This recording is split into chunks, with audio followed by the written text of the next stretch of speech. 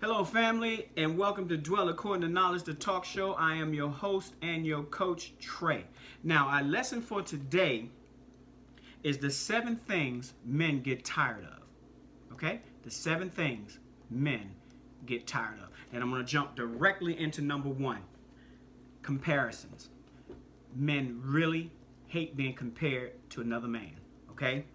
Now, no man would love to be compared to another man, and surprisingly, ladies always use this to take a dig at their man. Comparisons are quite frustrating, and it passes a message that you think the other man is better than your man, and constantly comparing your man to others will kill the feelings that he has for you. Okay, be very, very careful because we don't like to be sized up. We don't like to be, put down on, and especially by somebody else in your past. Whatever he did for you, okay, leave all of that stuff in the past, okay? And I don't know how many relationships I've been in. I've stopped counting how many relationships I've been in where, especially when an argument comes up or a disagreement comes up, that something about a previous relationship kind of comes out. The man that was in a previous relationship, well, he never talked to me like that, or he used to buy me this and buy me all of that. See, we don't want to get into that comparison piece, because you really haven't gone far enough in the relationship. For most relationships, just especially when you're just getting started, in a relationship. And for those that have been in relationships longer, stop doing it. And make a U-turn, on that. Okay. Number 2 is nagging, and that could be on both sides, but we're talking about what men get tired of. Nagging. You will hardly see a man who wouldn't get tired of a woman that nags. Nagging is the most irritating character any woman can possess. Okay. Any woman that nags would definitely find it hard to keep a man. And nagging will gradually push your man out of the house, probably to other places, especially probably to another woman, and definitely, even if you're married or any of that kind of stuff, into the next room, that kind of stuff. Or like I said, when you out of the house, even if you're dating or any of that kind of stuff, you start nagging, then boom, you'll push him out the house, and then he'll never want to come back. Okay. Number 3 is being unappreciative. Many women only appreciate big things and complain about this or not appreciate the small things that one man does for her. Complaints and not being appreciative go hand in hand, and this can make a man tired of a woman. And if you appreciate a man for what he does, he will see you as an angel. But if you don't, he won't hesitate to deem you expendable. This is a true statement, because I'm the kind of man that loves the little things.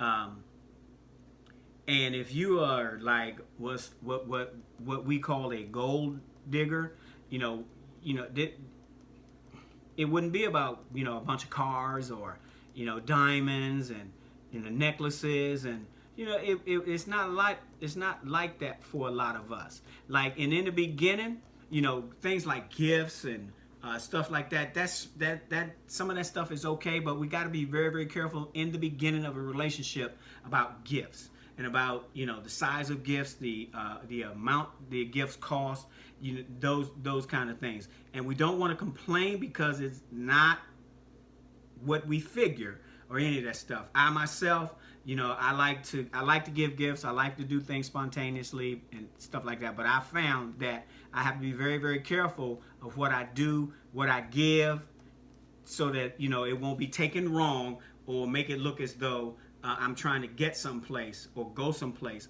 in a fast way. Okay. All right. Number 4 is being too clingy. Now, sometimes you need to let your man know your worth, but being too clingy is a sign of woman's too dependent on a man or have some kind of some esteem problems. Okay.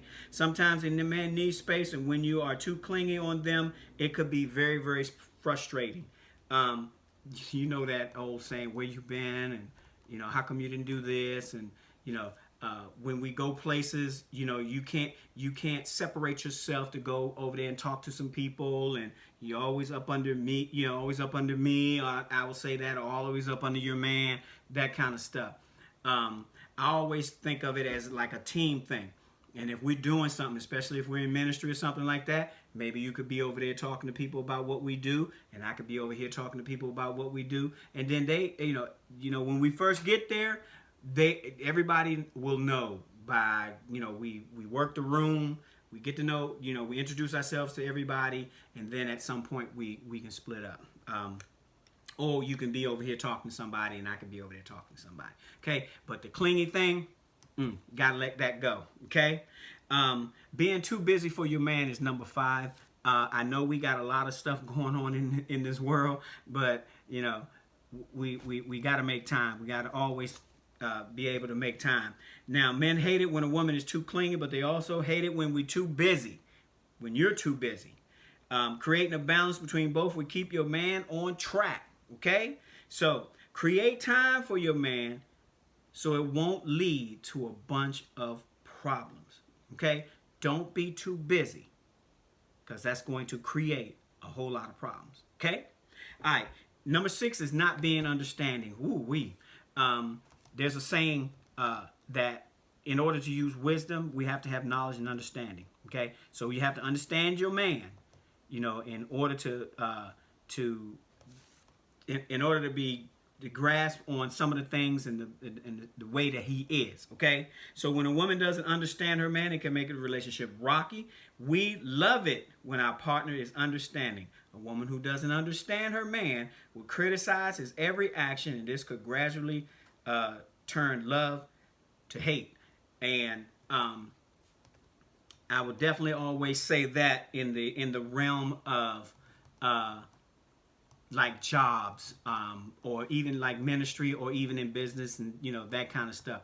That of course the clingy piece, you know, should be eradicated, and at the same time the understanding piece, because especially if the communication stays open, you know, you can always say, listen, let's you know, I have to work late, or I have to meet this person, or you know, there's something going on right now that I need to, you know, I need to keep my hands on. So, you know, you have to be very understanding as to what things are going, especially if you're keeping your line of communication open. Okay, but be very understanding, and the way to do that is to know your man. Know your man. Okay. Number 7, and this is last and certainly not least, being too bossy. Okay, only a few men would stand a bossy woman. Okay, a bossy woman does what she wants, and also wants her man to do only what she wants. Okay, most women with this trait don't even know it, and they try to subdue their man without knowing, and this can get him tired of her with the quickness, ladies. You know what I mean? No matter how strong we are, we get tired sometimes. And ladies, that is where you as a woman have the power that God put in you to lift us up, build us up, and refuel us up when we need it. So the bossy thing, you know, get rid of that stuff. And y'all know when y'all being bossy, and y'all know who y'all are as far as that's concerned. I mean, you may not know the like where it comes from, you know, some things in your background and stuff like that. But you know when you're being a little bit too bossy. That's called being spoiled. So you got to leave some of that stuff at the door. Okay, we don't want to be spoiled, because us men, are not going to take it for very long. I hope you all got something out of that. Thank you very much, and I'll see you in the next video.